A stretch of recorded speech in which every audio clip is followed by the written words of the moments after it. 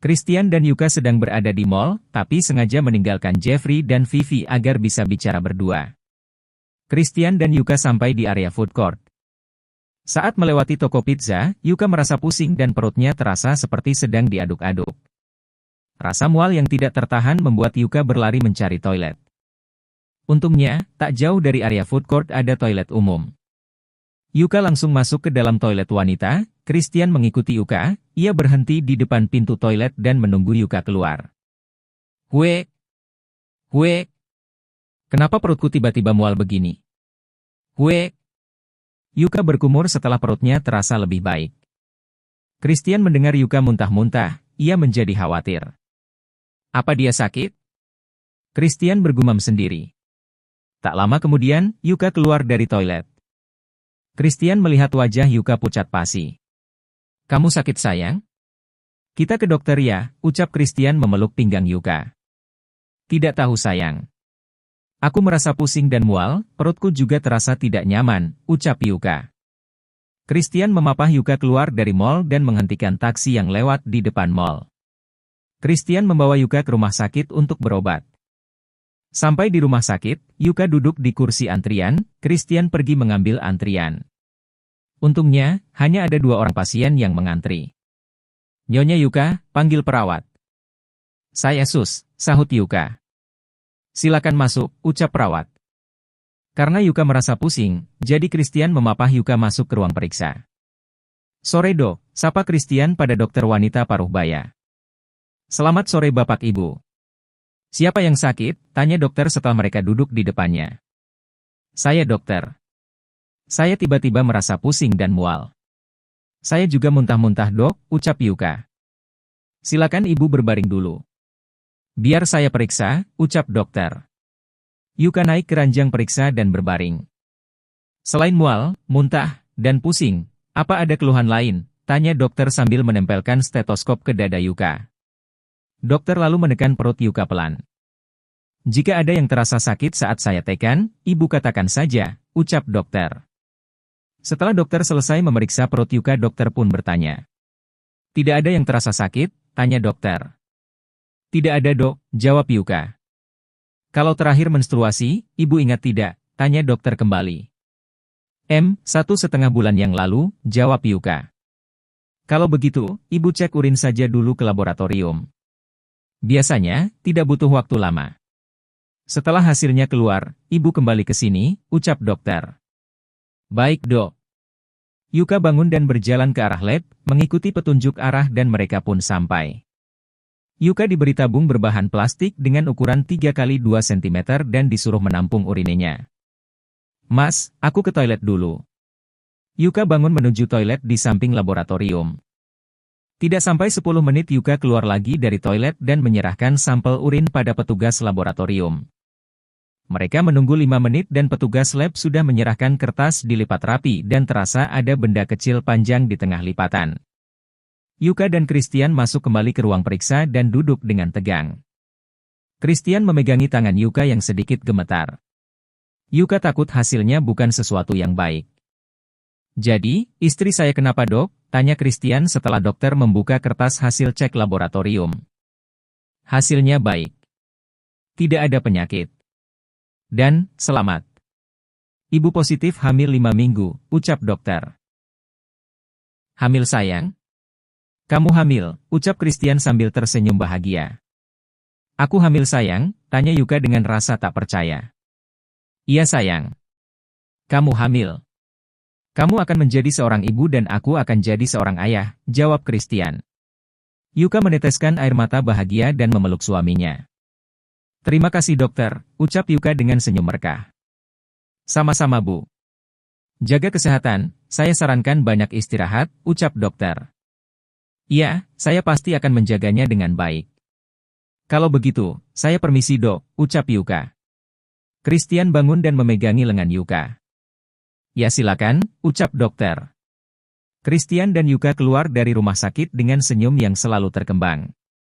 Halo, sapa Jeffrey. Ia menelepon Vivi untuk memastikan kalau kali ini tidak ada apa-apa yang terjadi. Vivi menjawab dengan senyuman. Ia berdiri di depan pintu sambil menggenggam telepon. Jeffrey melambaikan tangan dan tersenyum melihat Vivi sudah rapi. Hai, selamat pagi, sapa Vivi. Ia melangkah menghampiri Jeffrey yang sudah membuka pintu mobil. Terima kasih, ucap Vivi sambil masuk ke mobil. Mereka menuju kafe dengan kecepatan standar. Jeffrey ingin berduaan lebih lama dengan Vivi. Meskipun, mereka hanya saling curi-curi pandang karena tidak tahu mau berbicara apa. Akan tetapi, dengan saling pandang saja mereka sudah sangat bahagia. Hati mereka berbunga-bunga seperti musim semi yang indah. Turunlah, ucap Jeffrey ketika mobilnya sudah tiba di parkiran kafe. Hah? Sudah sampai, cepat sekali. Vivi turun dari mobil dan melangkah masuk ke dalam kafe bersama Jeffrey. Vivi menjaga jarak 2 langkah di belakang Jeffrey. Namun, saat mereka tiba di dapur, Jeffrey menarik tangan Vivi dan mengumumkan hubungan mereka kepada semua karyawan. Perhatian! Perkenalkan semuanya, dia Vivi, pacar saya. Hari ini akan kembali bekerja, ucap Jeffrey. Wuh. Akhirnya si gadis polos datang lagi, goda Verlan. Mereka tertawa mendengar godaan Verlan. Ovi dan semua yang bekerja di dapur sudah sangat mengenal Vivi. Namun, baru kali ini mereka mendengar Jeffrey menyebutnya sebagai pacar. Dulu, mereka selalu malu-malu. Walaupun, semua karyawannya sudah tahu kalau mereka menjalin hubungan, tapi mereka tetap menyangkal. Selamat datang, Vi. Oh, aku panggil ibu bos saja, seloroh Ovi.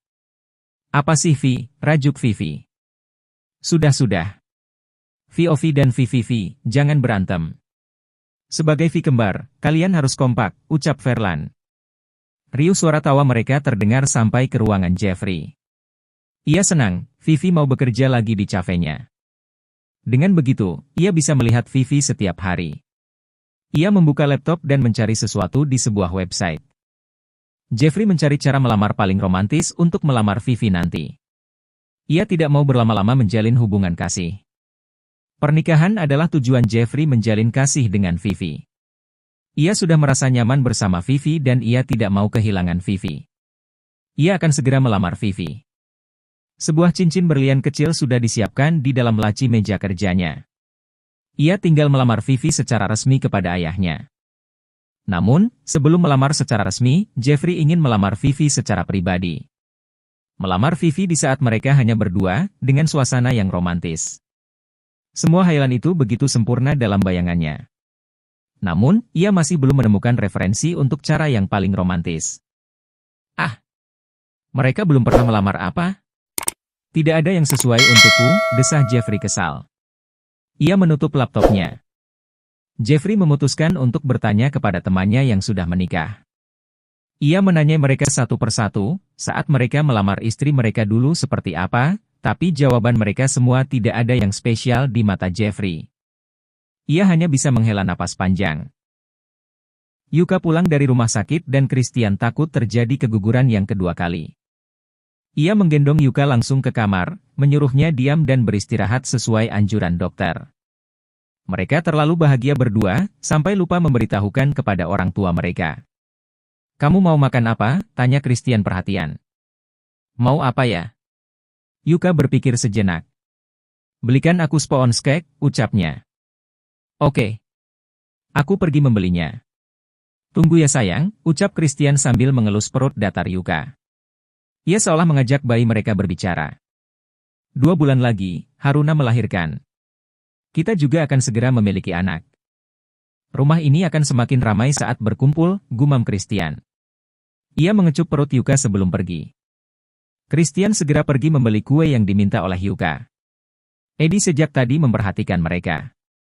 Saat mobil Christian datang dan menggendong Yuka ke kamar. Eddie khawatir kalau Yuka sakit. Tolong lihat kondisi Yuka. Jangan-jangan dia sakit. Eddie menyuruh pembantunya untuk melihat keadaan Yuka di kamar. Pembantu itu mengetuk pintu kamar. Terdengar sahutan dari Yuka yang mempersilakan masuk. Setelah bertanya tentang keadaan Yuka, pembantu itu permisi keluar dan menyuruh Yuka untuk istirahat kembali. Saat keluar dari kamar, tidak lupa ia menutup pintu, lalu berlari menuruni tangga. Tuan besar! Seru pembantunya. Ada apa? Eddie semakin panik mendengar pembantunya berlari dari atas. Ia berdoa, semoga saja bukan berita buruk. Tarik napas dulu, ucap Eddie kepada pembantunya yang terengah-engah setelah berlari menuruni tangga. Nyonya Yuka. Dia. Nyonya. Sedang hamil tuan. Pembantu itu akhirnya bisa sedikit tenang setelah menarik napas panjang berulang-ulang. Hamil? Kamu tidak salah dengarkan? Tanya Eddie penuh harap. Ia harap pendengarannya tidak salah. Tidak. Tuan besar, bisa tanyakan sendiri, jawab pembantunya dengan yakin. Eddie segera pergi menemui Yuka dan menanyakannya secara langsung. Saat tiba di kamar Yuka, Eddie masuk setelah mengetuk pintu terlebih dahulu. Ia bertanya kepada Yuka, betapa bahagianya saat Yuka menjawab kalau apa yang dikatakan oleh pembantu mereka itu benar adanya. Anak sialan itu. Berani-beraninya dia tidak memberitahu orang lain kalau kamu sedang hamil, gerutu Eddie. Ia pikir, Christian menyembunyikannya dari keluarga mereka. Tidak, Kek. Kami baru pulang dari rumah sakit. Maaf, belum sempat memberitahu kepada semuanya. Kami juga baru tahu sore ini setelah bertemu dengan dokter. Maafkan Yuka, Kek, ucap Yuka merasa bersalah. Mereka memang lupa memberitahu kalau Yuka sedang berbadan dua sekarang. Susah kalian ini. Eddie menggerutu lalu mengucapkan selamat atas kehamilan Yuka.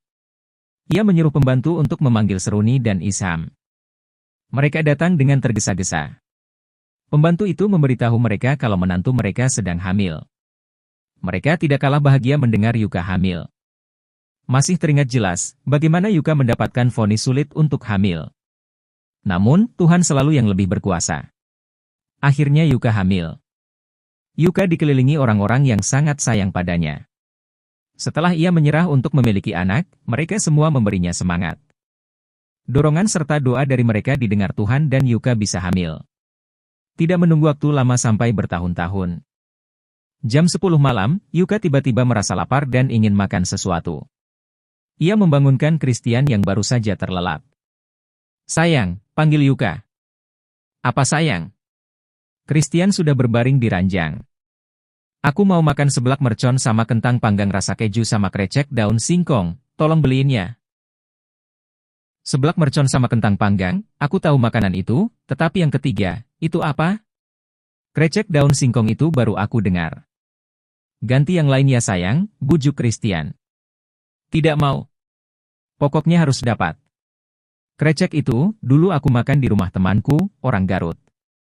Kalau gak dapat kreceknya, yang lainnya juga gak bakal aku makan dan aku bakal nangis semalaman. Iya, aku usahakan dapat semua yang kamu mau. Tapi, kalau lama bagaimana? Tidak apa-apa. Christian pun langsung menyambar kunci mobilnya di meja. Ia pergi secepatnya mencari semua pesanan Yuka. Dia sudah mendapatkan 2 pesanan Yuka, tapi pesanan terakhir itu sangat sulit Christian cari. Sedangkan Yuka sudah mengancamnya. Dalam perjalanan, Christian melihat mobil Levi terparkir di depan sebuah klinik. Christian berhenti di belakang mobil Levi, ia melihat Levi baru saja keluar dari klinik. Christian keluar dari mobilnya dan menyapa Levi. Lev, kamu sakit? Kenapa tidak ke klinik kantor saja tadi sore? Tanya Christian heran. Tidak sakit. Tadi ada insiden sedikit. Punggungku terluka. Insiden apa? Kita pergi minum kopi sebentar. Kamu ceritakan, kenapa kamu sampai ke klinik dan aku juga ingin bertanya sesuatu padamu, ucap Christian. Mereka pergi ke coffee shop yang hanya terhalang 2 kios dari klinik tempat Levi berobat. Mereka duduk dan memesan kopi. Tidak berapa lama kemudian, kopi pesanan mereka datang. Sekarang ceritakan insiden apa dan kenapa bisa terluka? Christian bertanya dengan heran. Levi terlihat baik-baik saja siang tadi. Saat bertemu lagi di luar jam kantor, ternyata Levi sakit. Biasa, dipalak preman jalanan. Kau bisa ilmu bela diri, mengapa tidak melawan?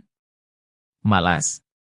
Kalau aku memukul mereka, pasti mereka akan membalas dendam, dan masalah akan terus berkepanjangan. Terserah kamu. Apa kau tahu makanan yang namanya krecek daun singkong? Tidak. Apa Yuka ngidam makanan itu? Levi belum pernah mendengar nama makanan itu. Iya. Dia bilang harus dapat atau dia akan marah. Yah, kau juga tahu kan, kalau dia marah bagaimana? Dia bilang, dulu pernah memakan makanan itu di rumah temannya. Katanya itu masakan orang Garut. Christian bercerita. Kenapa tidak mencoba bertanya pada Bu Sinta? Siapa tahu bisa membantu kita. Christian menelpon Sinta dan menanyakan hal itu. Beruntunglah Christian, karena ternyata Sinta juga suka makanan itu dan dia sering memasaknya. Akhirnya mereka meminta Sinta memasaknya untuk Yuka. Christian dan Levi pergi ke pasar tradisional 24 jam, mereka membeli bahan-bahannya dan memasaknya di rumah Tristan. Begitu selesai dimasak, Christian pun segera pulang. Sayang, ini pesanannya. Kreceknya dapat? Tentu dong. Asyik. Christian tersenyum melihat betapa bahagia istrinya. Jika biasanya orang hamil susah dan tak nafsu makan, Yuka berkebalikan dari yang lain. Dia malah memiliki nafsu makan yang besar. Namun, itu justru lebih baik dibanding susah makan. Melihat istrinya makan saja itu sangat membahagiakan untuk Christian. Kali ini, Christian berjanji akan menjaga Yuka dengan baik. Ia akan melindungi calon bayinya. Memastikan ia terlahir dengan sehat dan selamat. Ia mengurangi jam kerjanya di kantor dan membawa pekerjaannya ke rumah jika itu pekerjaan yang mengharuskannya bekerja lembur. Apapun Christian lakukan demi kebaikan istri dan anak di dalam perutnya. Walau ia sering dibangunkan malam-malam saat Yuka ingin meminta sesuatu. Namun, ia tidak merasa terganggu sama sekali. Ia juga tidak marah. Christian memang suami yang sangat baik.